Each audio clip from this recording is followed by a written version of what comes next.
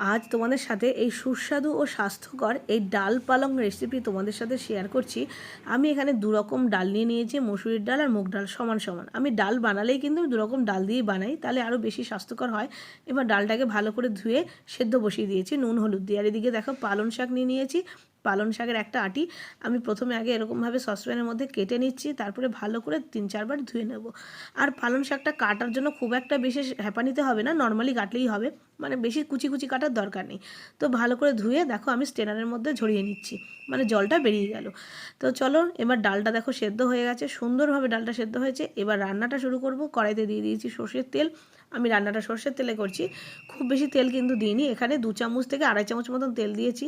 ফোড়নে দিলাম 2টো শুকনো লঙ্কা আর দিয়ে দিলাম গোটা জিরে। ফোড়নে একটা সুন্দর গন্ধ যখন আসতে শুরু করে দিয়েছে, বেশ ভাজা ভাজা করে নিয়েছি ফোড়নটাকে। তারপরে দিয়ে দেবো পেঁয়াজ।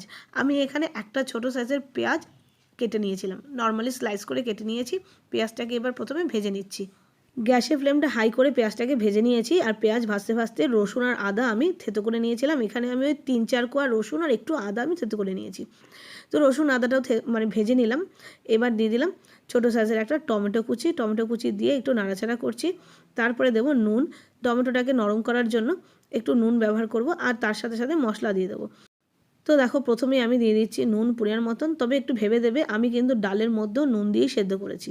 তো নুনের সাথে দিয়ে দিলাম 1 চামচ জিরের গুঁড়ো, একটু ধনের গুঁড়ো, আর তার সাথে দিয়ে দিলাম হলুদ। এখানে লঙ্কা মানে আমি কাঁচা লঙ্কা ব্যবহার করছি, লাল লঙ্কা ব্যবহার করছি না।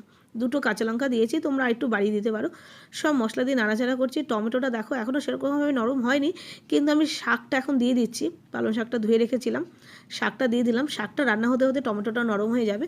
তো শাকটা দিয়ে নাড়াচাড়া করে আমি গ্যাসটা সিম করে একটু ঢেকে দেবো, তাহলে শাকটা নরম হয়ে যাবে। দেখো খানিকক্ষণ পরে আমি তোমাদের খুলে দেখাচ্ছি, শাকটা একেবারে নরম হয়ে গেছে, টমেটোগুলোও নরম হয়ে গেছে।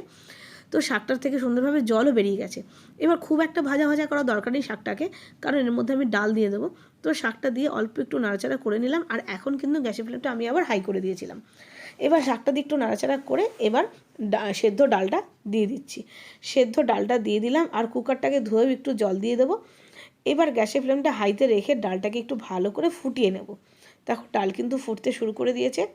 বেশ সুন্দর লাগে এই রেসিপিটা খেতে। রাত্রিবেলা রুটির সাথে তো জাস্ট জমে যায়, এত ভালো লাগে। লাস্টে নামানোর আগে দিয়ে দিলাম একটু ঘি। তোমরা গরম মশলাও ব্যবহার করতে পারো। তো রান্নাটা কিন্তু হয়ে গেছে সুন্দরভাবে। গরম গরম এই ডাল পালং খেতে ভীষণ ভালো লাগে আর খুব স্বাস্থ্যকর। তো কেমন লাগলো, আশা করছি তোমাদের ভালো লেগেছে। হয়তো তোমরা অনেকে জানো, আর যারা জানো না তাদের হয়তো একটু হেল্প হয়ে গেল। তো আমি কিভাবে করলাম সেটাই তোমাদের সাথে শেয়ার করলাম। তো শীতকালে পালং শাক দিয়ে এরকম একটা ডাল পালং বানিয়ে রাত্রে রুটি কিন্তু খেতেই পারো। তো আজকে এই পর্যন্তই। Bye bye.